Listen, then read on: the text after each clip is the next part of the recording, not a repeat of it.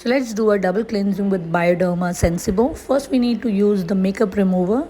Take a cotton pad and use it on your face and eyes. Rub it gently and it removes all the dark makeups whichever you apply on your skin.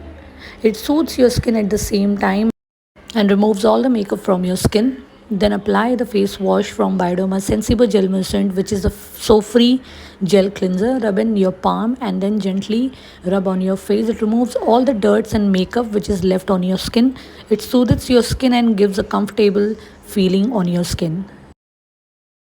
Now use the Bioderma Sensibo Tonic Soothing, which is a moisturizing lotion. It contains cucumber extract and glycerine. Dab to your skin. It tones and refreshes and keep your skin moisturized for 8 hours. Use the coupon code to get 5% discount on the additional discount going on the website. All the details are in my description box. Thank you so much for watching the video. Get refresh and tone skin with Bioderma Sensibo Kit.